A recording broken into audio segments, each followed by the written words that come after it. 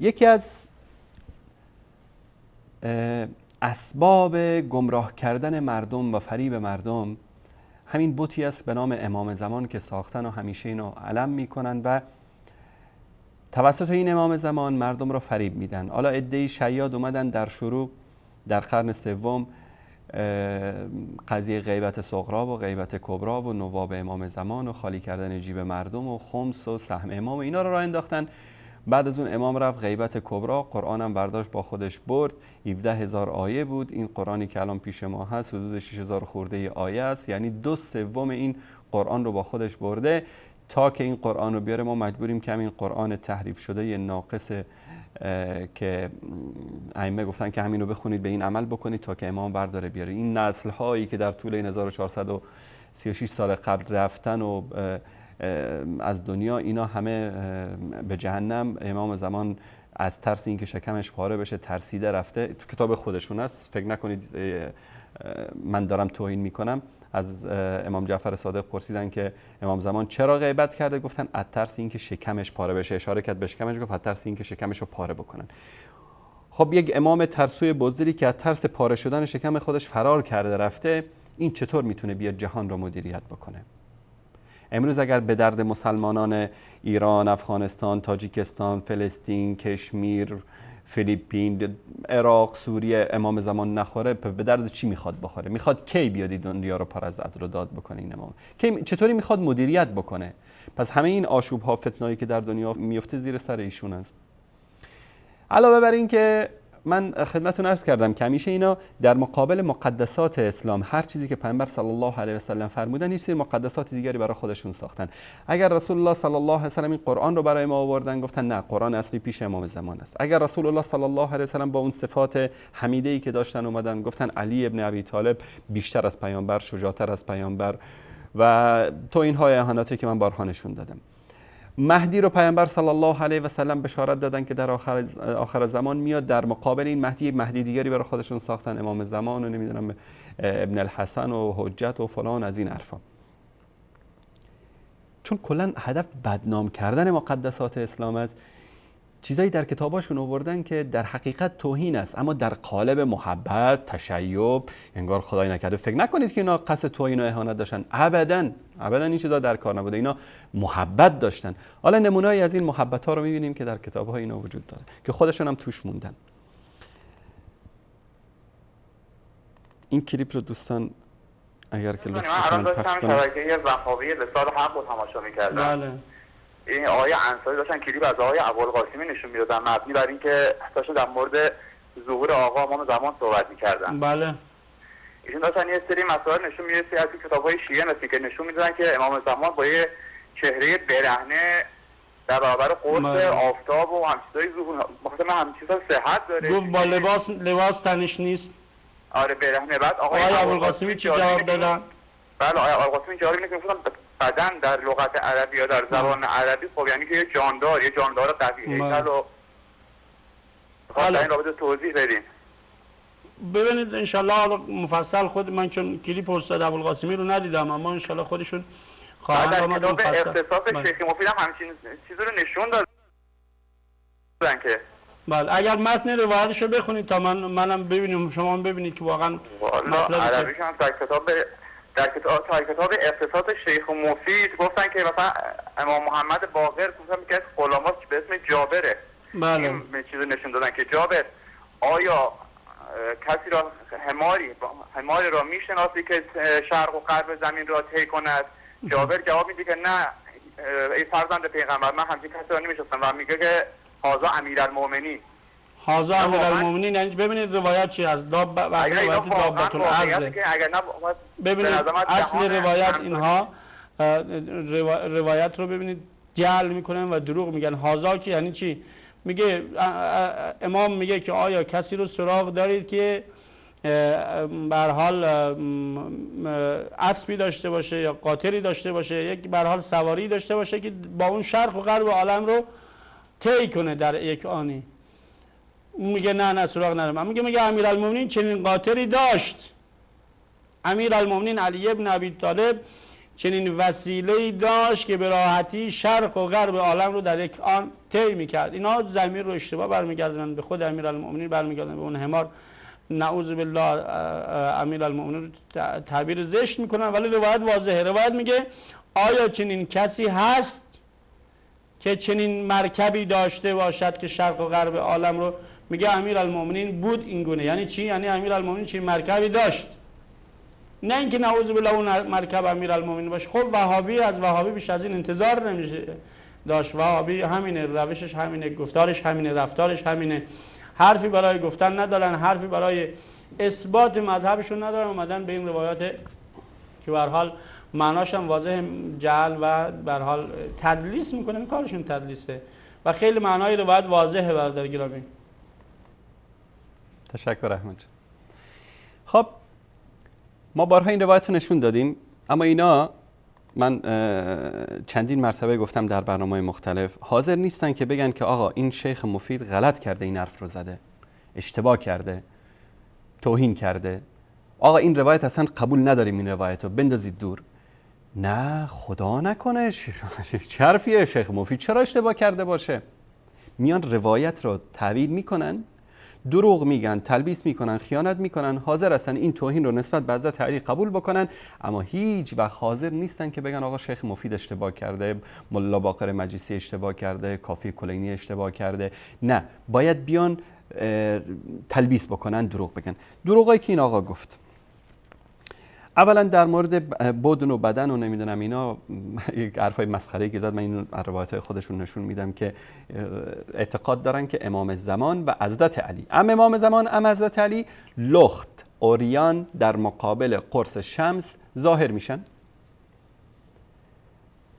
من هر چه فکر کردم یعنی که چه حکمتی وجود داره که یک مرد لخت مادرزاد اوریان در مقابل قرص شمس در جلوی این همه زن و مرد، بچه و خرد و بزرگ ظاهر بشه. خب بابا خجالت بکشید، بد آموزی داره، حتی از زناتون خجالت بکشید، از دختراتون خجالت بکشید، شرم و حیا سرتون که نمیشه تو کتاباتون نوشین که حضرت علی و امام زمان بعد به جایی که بیان روایت رو بزنن، راوی رو بزنن، چون راوی که شاگرد عبدالله ابن سبع یهودی است، مؤسس مذهب رافضه‌گری است، به جایی که اون رو بیان بزنن، میان دروغ میگن، تلبیس میکنن، خیانت میکنن، اما هیچ وقت حاضر نیستن که حقیقت رو قبول بکنن. اول میریم رو قضیه همین ظاهر شدن. در اعیان شیعه دوستان عزیز نشون بدید، این کتاب اعیان شیعه محسن امین، اینم صفحه بعدش، اینم در اینجا در صفحه 80، در صفحه 80 علامات ظهور، در اینجا میگه آیا بدن یا بدن، هرچی که شما میخواید بخونید، یرا فی قرن الشمس یقول ان الله بعث فلانا فاسمعوا له و اطیعوا. یک حیوانی طبق تفسیر خودشون یا یک انسانی در جلوی قرص شمس ظاهر میشه، یقول گفته میشه که ان الله بعث فلانا فاسمعوا له و اطیعوا. اگر میگید این حیوانه که ظاهر میشه، پس هنیئا لکم، مبارک باشه براتون، پیروان حیوان که شما از یک حیوان میخواید اطاعت پیروی بکنید. فعند ذلک یأتی الناس الفرج، اینجاست که فرج میاد. خب وقتی که امام زمان بیاد فرج میاد، یا وقتی که حیوان بیاد فرج میاد. حالا خلاص ما نفهمیدیم که قرار حیوان بیاد برای در دین و مذهب شما یا امام زمان بیاد. کتاب خودتون نوشته، حرف من نیست. تود الناس لو كانوا احیا، مردم آرزو میکنن ای کاش زنده می بودیم. و یشفی الله صدور قوم مؤمنین، و الله سبحانه و تعالی به اصطلاح دل مؤمنین رو یخ میکنه، یا که شفا میده دل مؤمنین رو، دل سرد میشن. به اصطلاح به اون معنی است که یعنی انتقام مؤمنین رو میگیره، یعنی گفتیم که این آدم کش معروف به خاطر انتقام میاد، همسر پیامبر رو از قبر زنده میکنه و به شلاق میزنه. المره الثانیه النداء بعد المبایعه بین الرکن والمقام. بعد از اون دیگه مبایعه است در بین رکن و مقام، کما مر فی الامر السادس. با کی مبایعه است بین رکن و المقام؟ بین رکن یمانی و مقام ابراهیم با کی مبایعه میکنن؟ با حیوان یا با امام زمان؟ حالا دیگه اختیار دست شماست، یا که این حیوانی که اینجا ابوالقاسمی و یزدانی میگن که حیوان هست، این حیوان امام زمان است یا امام زمان حیوان است. این دیگه اختیار خودتون، از هر جوری که دوست دارید خودتون تفسیر بکنید. این که گفتم میگن حیوان است حرف من نیست. این یکی رو هم ببینید. وقتی سنی شدم سالهای سال هم صحبت کردیم، یه دونه عکس روحانی درست نداره، تمام عکسش جعلی بود. ما قبلا استادی گفت امام زمان وقتی که ظهور کند در کنار خورشید لخت ظاهر می شود.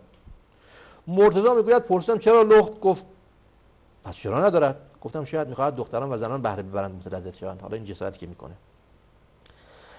بعد جالب اینجاست، آیه سجودی، محمد باقر سجودی نویسنده، پا استناد به گفته شفاهی رادمهر من قسم میخورم که در کتب شیعه این امر نوشته شده که امام زمان لخت در کنار خورشید ظهور خواهد کرد. امام زمان کنار خورشید ظهور خواهد کرد. خوانندگان کمک کنند، همه رفقا کمک کنند با آیه سجودی تا سند کتبی پیدا کنیم تا یک بار دیگر علمای سوء را رسوا نماییم. آین خواننده ها همتون با هم جمع بشین، دست به دست هم دیگه بدین، این روایت پیدا بکنید. آیه سجودی میگه من گشتم پیدا نکردم. حاشیه‌ای میگه تو عقل یقین ندیدم تو این کتاب. باز میگن نه بالاتر ما در شبکه اعلام میکنیم پیدا کنن برای پیدا کنن نشون بدن. اما اون چیزی که از حق و از مستدرک نقل کرد جای خیلی مهمتر هم اومده، در مختصر بصائر اومده. اما روایت چیه؟ اینو چی ترجمه کرد؟ گفت امام زمان لخت ظاهر میشه. از علامت‌های ظهور امام زمان، اصلا هنوز امام زمان نیومده، هنوز امام زمان نیومده، از علامتاش اینه یرون بدنن، بدن در عربی با بدن فارسی فرق میکنه، والبدن جعلناها لکم من شعائر الله. اینو فکر کنن هرچی فارسی هم همون باشه دیگه دقیقاً همون میشه. نه، بدن به معنی یک شخص یا یک جانور درشت هیکل، جان داره که بدن جسته درشت داره. بارزن خیلی واضح، یک موجودی و درشت هیکل خیلی واضح در کنار خورشید میبینن، نحو عین الشمس. خب این چه ربطی به ظهور برهنه؟ دوستان عزیز، همین روایتی رو که آورد این آخوند ادامهش رو نمیخونه. دقت بکنید خباثت اینها رو تا چه اندازه است. روایت خودش آورده، حالا من همین روایت ها رو از کتاباشون نشون میدم، خودش آورده میگه یک حیوان عظیم الجثه یا یک شخص در کنار خورشید ظاهر میشه. برمیگردونم این ویدیو رو چند ثانیه به عقب. احمد جان نشون بده. یا معشر المؤمنین و صوت الثالث یرون بدنن، حالا به قول خودش بدنن، بدنن، هر چی که میخوای تو بدم بمیرو بدم.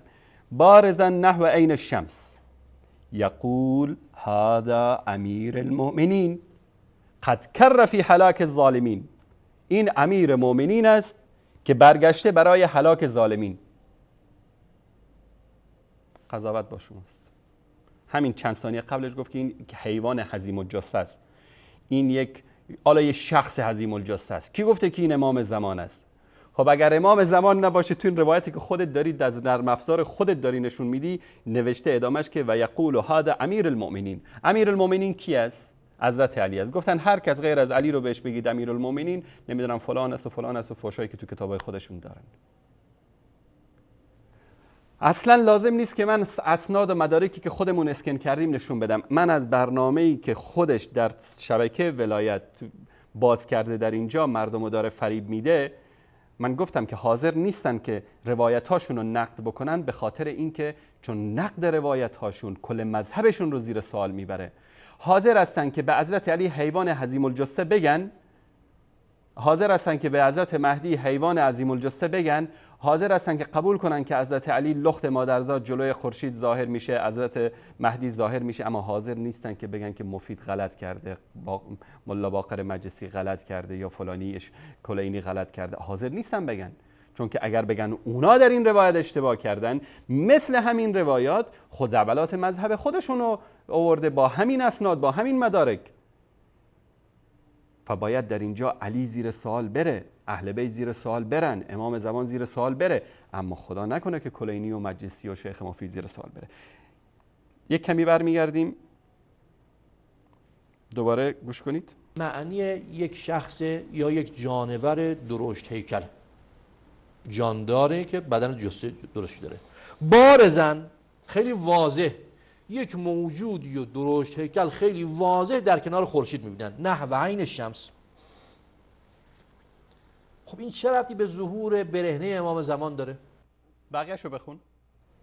چرا بقیه اینو نمیخونی؟ چرا بقیه روایت رو نمیخونی؟ الان من تا آخرش میذارم که شما ببینید که میخونه یا نمیخونه. هاشمی چی ترجمه کرد این عبارت رو؟ موقع ترجمهش گفت مستدرک میگوید، همین روایت مستدرک اومده، امام زمان لخت ظهور میکنن. کجاش اومده امام زمان رو اونجا میبینن؟ از علامتهای ظهور این است که بدن بارزی را در کنار خورشید میبینن. اصلا فرض کنیم بدن بارز من یه شخص لخت باشه.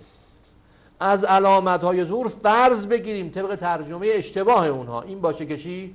یه شخص لختی کنار خورشید میبینن. چرا که به امام زمان داره؟ شاید عکس لخت آقای عقیل هاشمی ببینن.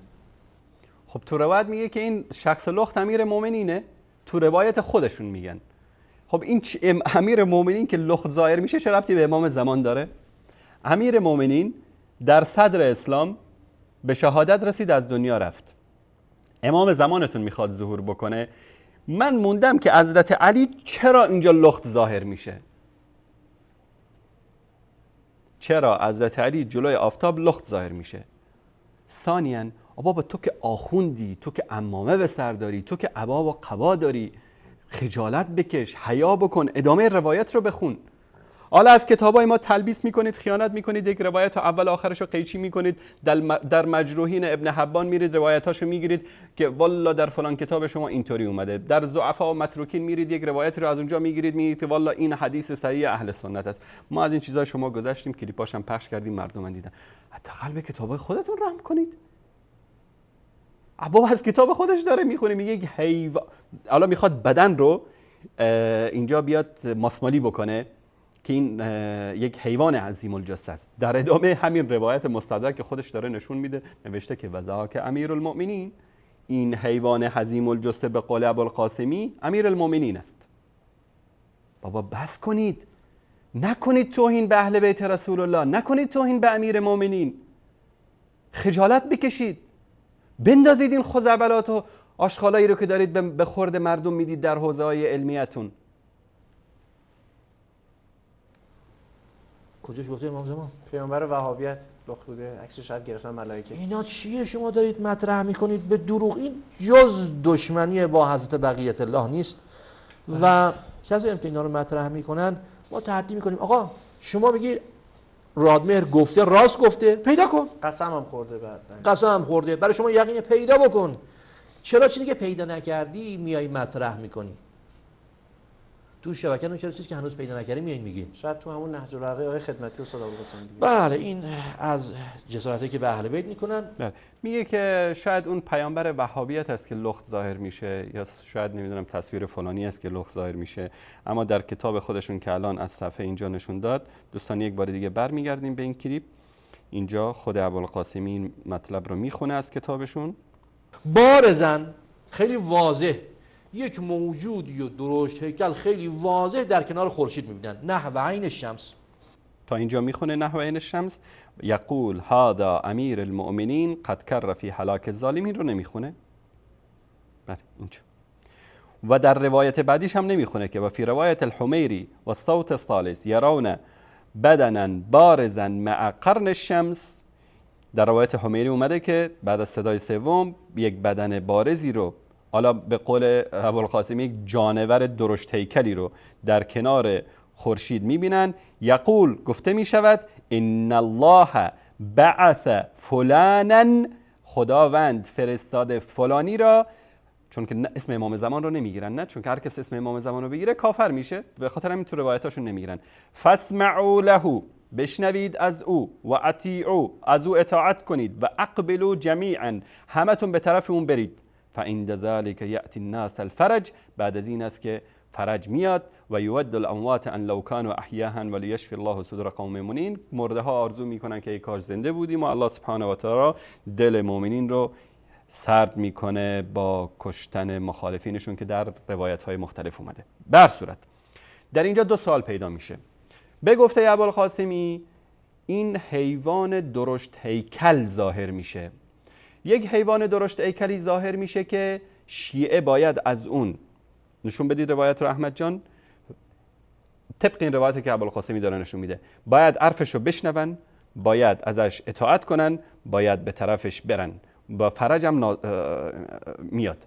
آقا ما قبول کردیم این حیوان درشت هیکلی که لخت مادرزاد جلوی قرص مهد آفتاب ظاهر میشه امام زمان شما نیست. اون روایت بالایی که امیرالمومنین رو که خوردی و نشون ندادی و ترجمه نکردی، از اینم گذشتیم. آقا ابوالقاسمی و قزوینی و سیستانی و همین آخوندایی که هستن در قم و تهران و نجف، شما از یک حیوان عظیم الجثه میشنوید، اطاعت میکنید، به طرفش میرید. هنیئا لکم، مبارکتون باشه، مبارکتون باشه این حیوان عظیم الجثه‌ای که لخت مادرزاد جلوی آفتاب ظاهر میشه و شما میخواید ازش اطاعت بکنید. برید بکنید. دیگه چی بهتون بگم؟ خر عیسی گرش به مکه برن چون بیاید همان خر باشد.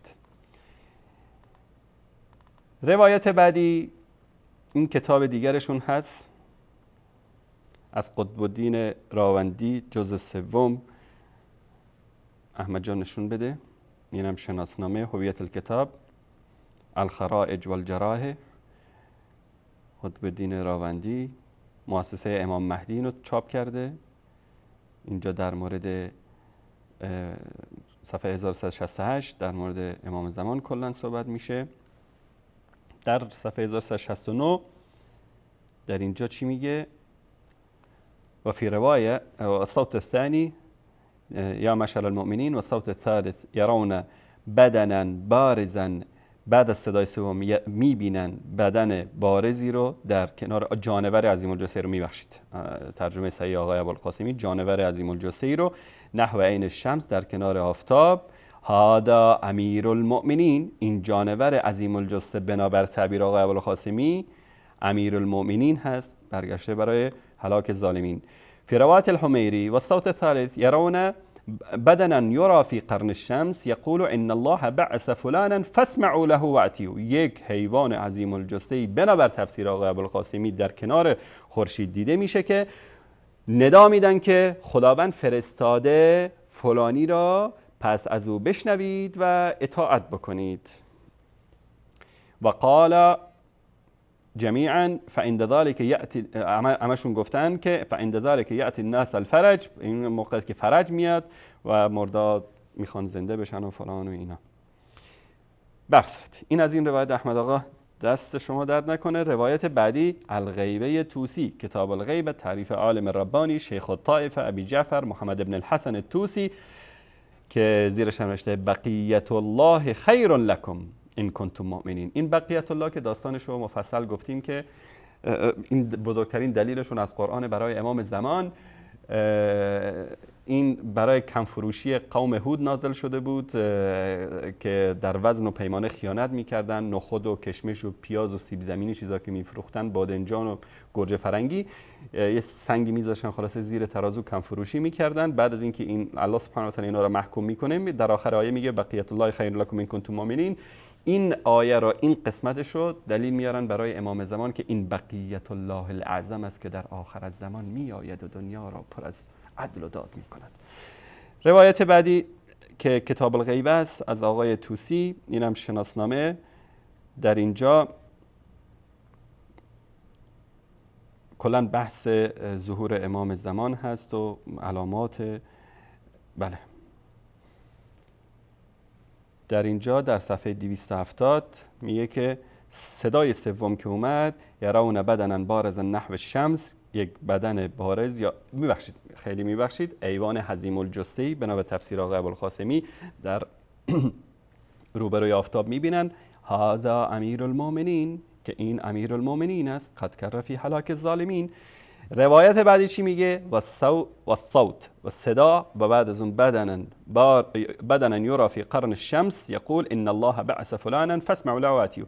یک جانور حزیم و جثه‌ای رو در کنار خورشید میبینن که خداوند صدا میده که فلانی رو فرستادیم که از او بشنوید و اطاعت بکنید. حالا امیرالمومنین این حیوان حزیم الجثه است بنا به تفسیر ابوالقاسمی، یا که امام زمان این حیوان عظیم الجثه است، یا کلا این حیوان عظیم الجثه کسی دیگری است، اینا دیگه باید خودشون بیان در موردش صحبت بکنن. تشکر میکنم.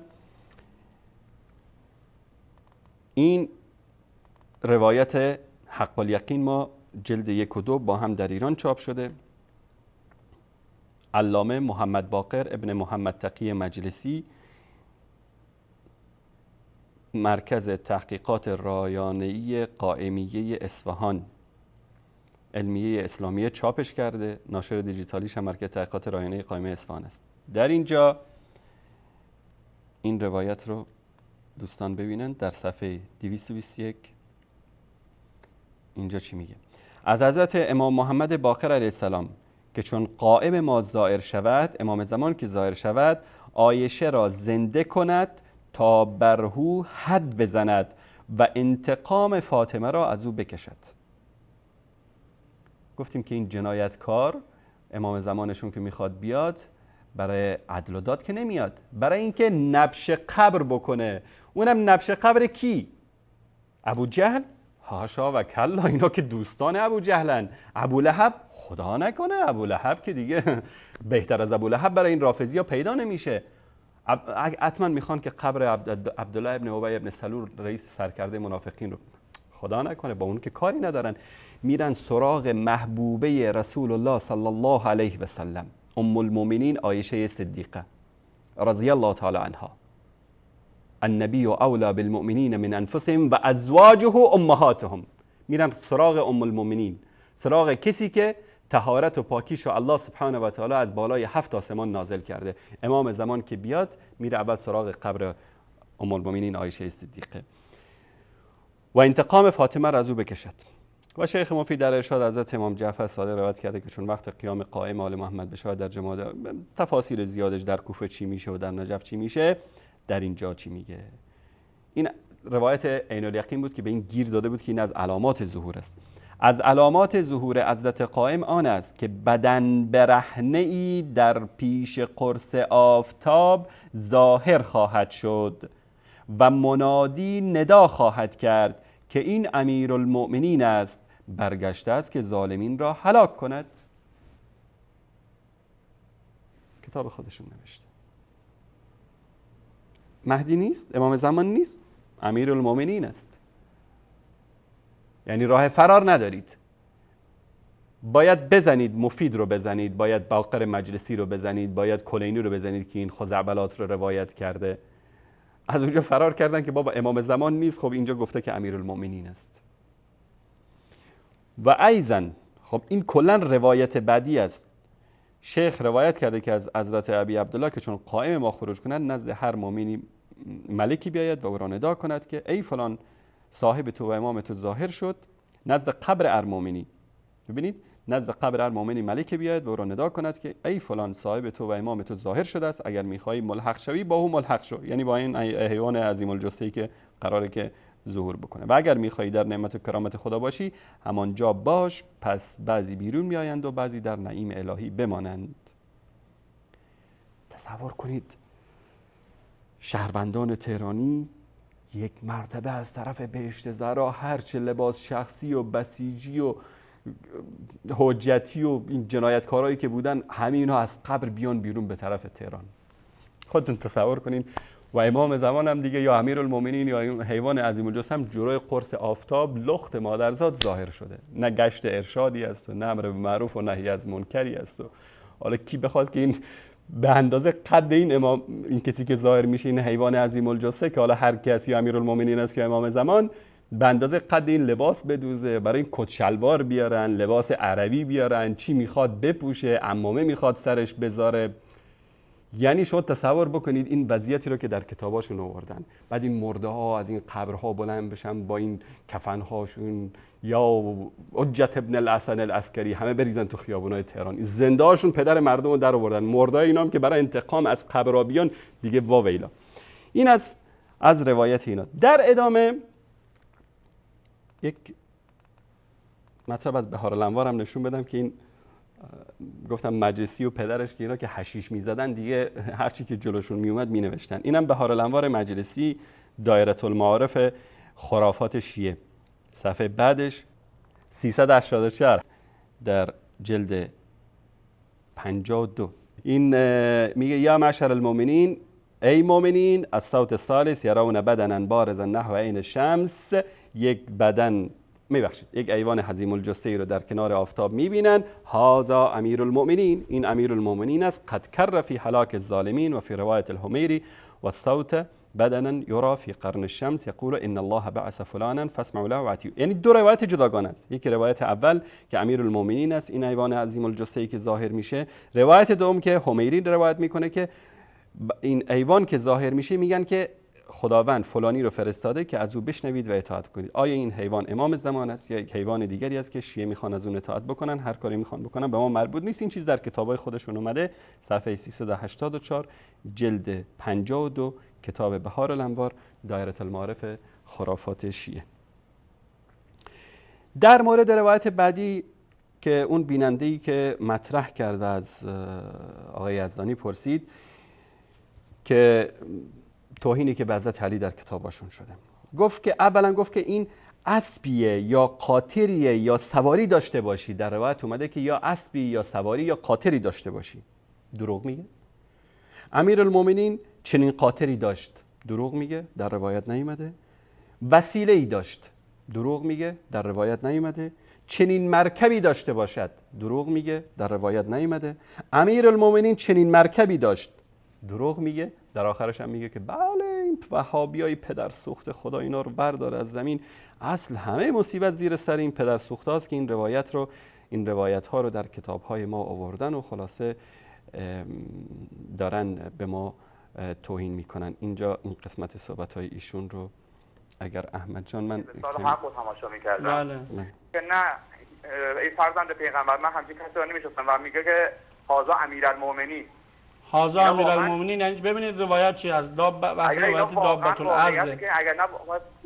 دروغ میگه. روایت دابت الارض، روایت دابت الارض کلا یک روایت جداست، هیچ ربطی به این روایت نداره. این روایت کلا جدا از اون روایت است. من هر دو تا روایت نشون میدم. ادامه. ببینید اصل روایت اینها روایت رو ببینید جعل میکنن و دروغ میگن. هازا که یعنی چی؟ میگه اینا جعل میکنن، اینا دروغ میگن. حالا من شما نشون میدم کی جعل میکنه کی دروغ میگه. میگه امام میگه که آیا کسی رو سراغ دارید که به هر حال اسبی داشته باشه یا قاطری داشته باشه، یک به هر حال سواری داشته باشه که با اون شرق و غرب عالم رو طی کنه. کسی که وسیله‌ای داشته باشه، اسبی داشته باشه، قاطری داشته باشه که به وسیله اون شرق و غرب عالم رو طی بکنه. حالا از همینجا نشون میدیم، ما رو روایت ها میریم که آیا واقعا همچین چیزی که ایشون ادعا میکنه در روایت هست یا نه. این کتاب الاختصاص است. در اینجا عن جابر ابن یزید، جابر ابن یزید روایت میکنه عن ابی جعفر علیه السلام، امام محمد باقر، یا جابر، ای جابر، الک حمار یسیر بک، آیا تو حماری داری، الاغ، حمار یعنی الاغ، الاغی داری که یسیر بک فیبلغ بک من المشرق الى المغرب فی یوم واحد، یا الاغی داری ای جابر که تو رو در یک روز از مشرق به مغرب ببره. فقلت جعلت فداک یا ابا جعفر و انا لی هذا، فدات بشم ای امام محمد باقر، من از کجا بیارم همچین الاغی رو؟ فقال ابو جعفر ذاک امیر المؤمنین، این امیر المؤمنین است، این امیر المؤمنین است. این برمیگرده به چی؟ شما را به خدا این نص عربی جلوی من، همه کسانی که متخصصین زبان عربی هستن بیان اینو ترجمه بکنن. این آقا چی گفت؟ گفت آیا ای جابر تو وسیله‌ای داری، اسبی داری، قاطری داری، سواری داری که تو رو ببره؟ از کجا آوردی اینا رو؟ از کجا آوردی؟ اینجا گفته الک حمارون، آیا الاغی داری که تو را از مشرق به مغرب ببره؟ گفت نه بابا من ندارم. ای ابا جعفر از کجا بیارم؟ گفت ذاک امیرالمؤمنین، این امیرالمؤمنین است. میریم ادامه مطلب رو از کلیپشون. در یک آنی اون میگه نه سراغ نرم، میگه امیرالمومنین چنین قاطری داشت. اگر که این مطلبی که میگه که امیرالمومنین چنین قاطری داشت، باید در روایت میومد که و کان لدى الامیر المؤمنین حمار یسیر به من المشرق الى المغرب. نگفته، گفته ذاک امیرالمؤمنین، این امیرالمؤمنین است. حالا این ضمیر به کی برمیگرده؟ به حمار برمیگرده، به ابو جعفر برمیگرده، به قاطر برمیگرده، به اسب برمیگرده، به هر چی، به چه ربطی به امیرالمؤمنین داره؟ این وظیفه شما. ابوالقاسم اونجا گفته بود که یک حیوانی ظاهر میشه و ذاک امیرالمؤمنین رو زیرش رو ترجمه نکرد، نخوند. خودتون ببینید که قصه اینا تا چه اندازه خراب است. ادامهش رو ببینید. امیرالمومنین علی ابن ابی طالب چنین وسیله‌ای داشت که به راحتی شرق و غرب عالم رو در یک آن طی می‌کرد. اینا ضمیر رو اشتباه برمیگردونن به خود امیرالمومنین، برمیگردونن به اون حمار. نعوذ بالله امیرالمومنین تعبیر زشت میکنن. ولی خب اینا شما ضمیر رو به کی برمیگردونید؟ اینجا کسی هست اینجا غیر از حمار که ضمیر رو بهش برگردون؟ به میگه یا جابر الک حمار یسیر بک فیبلغ بک من المشرق الى المغرب. اونجا ابوالقاسمی در اون یک کلیپ دیگه گفت که این حیوان عظیم الجثه است که جلوی آفتاب ظاهر میشه. بعدش که گفته بود و ذاک امیرالمؤمنین، این امیرالمؤمنین است، اونو ترجمه نکرد. پس اینجا یک دسیسه‌ای در کار است. چه ارتباطی بین این حیوان عظیم الجثه‌ای که در جلوی آفتاب ظاهر میشه و این حیوانی که در اینجا، حماری که در اینجا در کتاب الاختصاص شیخ مفید آورده، چه ارتباطی بین این دوتا وجود داره؟ چرا میخوان که با تلبیس و خیانت و دروغ به اهل بیت پیامبر توهین بکنن، اما حاضر نیستن که به شیخ مفیدشون توهین بشه؟ ادامه رو بشنوید. روایت واضحه. روایت میگه آیا چنین کسی هست که چنین مرکبی داشته باشد که شرق و غرب عالم رو، میگه امیرالمومنین بود این گونه. یعنی چی؟ یعنی امیرالمومنین چنین مرکبی داشت، نه اینکه نعوذ بالله اون مرکب امیرالمومنین باشه. خب وهابی از وهابی بیش از این انتظار نمیشه داشت. وهابی همینه، روشش همینه، گفتارش همینه، رفتارش همینه، حرفی برای گفتن ندارن، حرفی برای اثبات مذهبشون ندارن. اومدن به این روایات که به هر حال معناش هم واضح جعل و به هر حال تدلیس میکنن، کارشون تدلیسه و خیلی معنای روایت واضحه برادر گرامی. بله. اونجا ابوالقاسمی گفته بود که این حیوان عظیم جثه‌ای هست و ادامه روایت که حضرت علی رو ذکر کرده بود نخوند.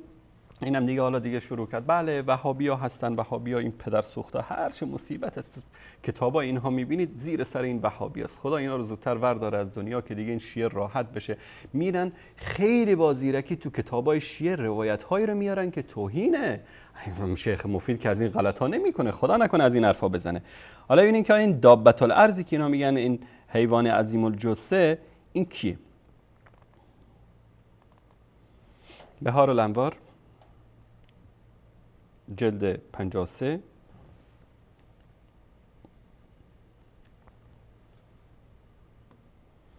در این روایت ببینید.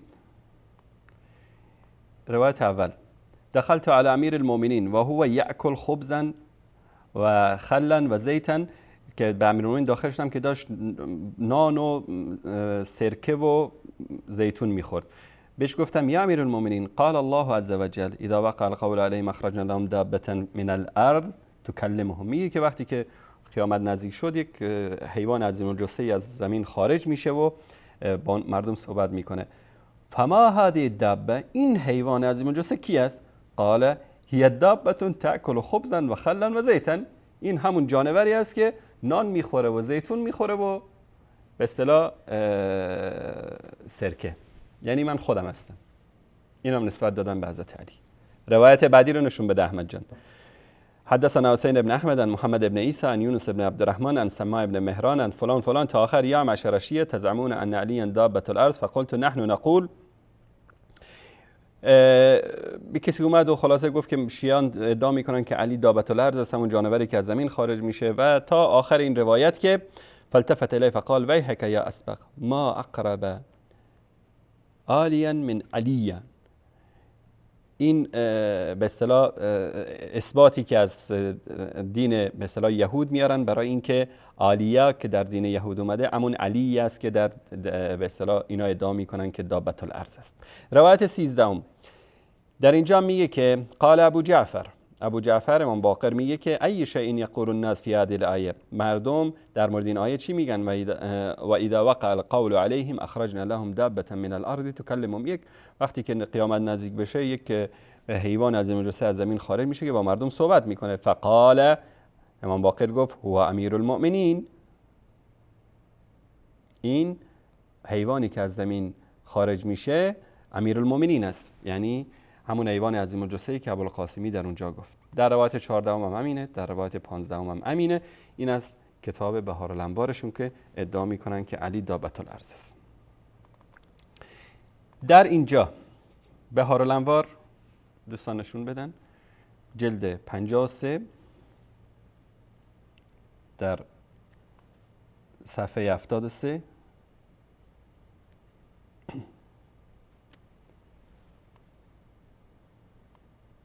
این دابت الارض سئل علی صلوات الله الرحمن علیه عن الدابه، از علی پرسیدن این دابه چی است؟ گفت اما والله ما لها ذنب، این دم نداره این دابه، و ان لها للیحه، این دم نداره اما ریش داره.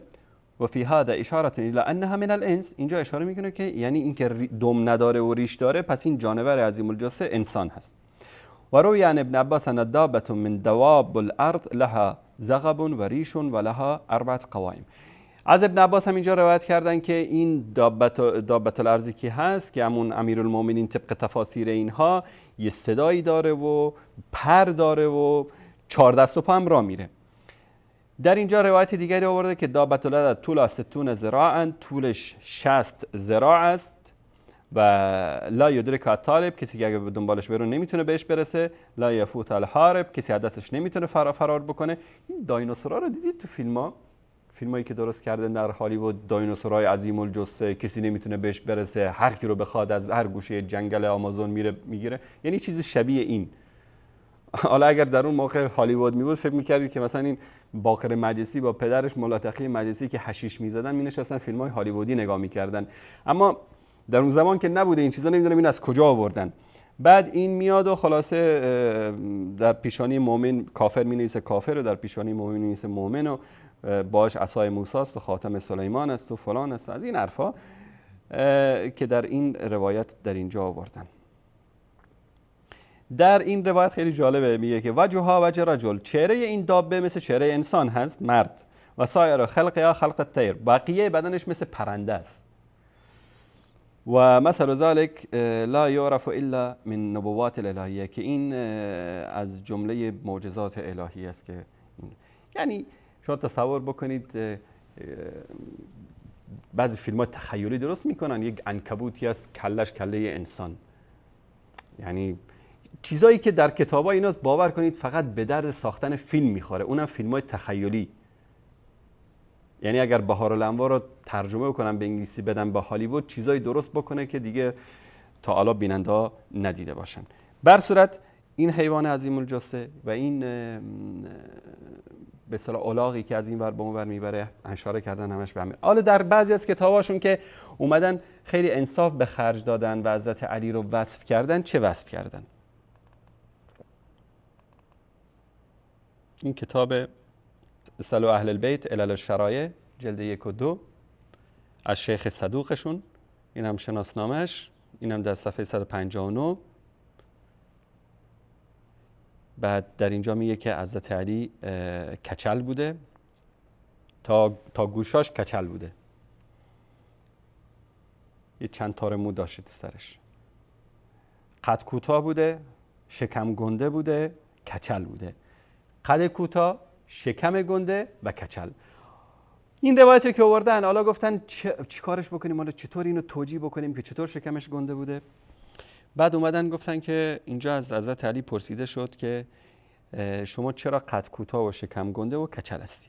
اما کبر بطنی، این که شکمم بزرگه، فإن رسول الله علمنی بابا من العلم ففتح ذلك الباب 1000 باب فازدحم في بطنی فنفخت عن ضلوعی. پیامبر صلی الله علیه وسلم یک باب علم رو به علی داده، علی هم این باب رو قورت کرده، تو معده علی که رفته این باب به 1000 باب تقسیم شده. بعد میگه جا براش تنگ شد، شکم من زد بیرون. شما رو به خدا، این علم، این منطق، این شعور، این توهین نیست به علی چیه؟ تنها به این نیست. البته در اسکن این کتاب در فارسی من وقتش نیست و الا بهتون نشون میدادم که در این مسئله اومدن خیانت کردن. و صفات سیدنا علی رضی الله تعالی عنه رو در اینجا میاره. این کتاب بهارالانوار است،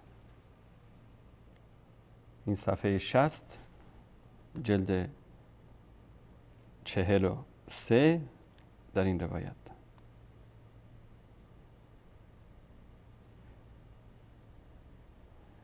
در اینجا میگه که از فاطمه روایت میکنن که زنها میگن که علی دهداه البطن، شکم گنده، طویل الذراعین، دستا هم دراز.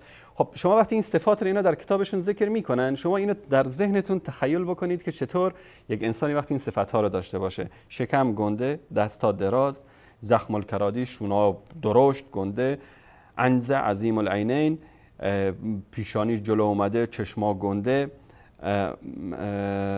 از سکنه یعنی مشاشر که مشاشیر البعیر، این به اصطلاح شونه‌هاش مثل چیزای حیوانات، مثل جانور. ضاحک السن، به اصطلاح وقتی کسایی رو دیدید، چهرهایی رو، انسان‌هایی رو دیدید وقتی میخندن دو تا دندانشون مثل خرگوش میاد بیرون، اینا در عربی میگن ضاحک السن، یعنی وقتی که میخندن این دنداناشون میاد جلو، این دندان بالا میزنه بیرون، یعنی قدش کوتاه، شونه‌هاش هم مثل حیوانات، این چیزی که در اینجا اومده. و دستام دراز، شکمم گنده، وقتی میخندم مثل خرگوش دو تا دنداناش میزنه بیرون. لا مال له، مالی هم نداره. فقال لها رسول الله صلی الله علیه و یا فاطمه اما علمت ان الله اشرف على الدنيا فاختارني على رجال العالمين ثم اطلع فاختار عليا على رجال العالمين ثم اطلع فاختارك على نساء العالمين. ای فاطمه، رد نمیکنه پیامبر صلی الله علیه و چی میگه؟ ای فاطمه، نمیدونی که خداوند من از بین همه انسان‌ها انتخاب کرد و از بین همه مردها منو خلق کرد و بعد از اون رفت علی رو از بین مردا خلق کرد، همه مردای دنیا، و بعد از اون از بین زنها تو رو یعنی اینجا اومدن این صفات‌ها رو به حضرت علی نسبت دادن، بعدش میخوان چی رو ثابت بکنن؟ میخوان فضیلت رو ثابت بکنن. سبحان الله، فضیلت اینطوری ثابت میشه. شما رو به خدا یعنی شما حضرت علی رو با این تصویری که اینا دارن اینجا بشینید، خجالت نمیکشید که برای زن و بچه‌تون تو خونه بشینید حضرت علی رو اینطوری تعریف بکنید؟ این تعریف، توهین، اهانت، مدح، نمیدونم چیه این که در کتابای اینا اومده. بر صورت این روایات بود و اینم صفات که اینجا زیاد هست، من نمیخوام همش رو ذکر بکنم و اگر این دروغگویی این آخوندا در شبکه ولایت نمی بود هرگز این مسائل رو در اینجا ذکر نمی کردم. بعدش هم میگن که بله این وهابی هستن که این مطالب رو میارن.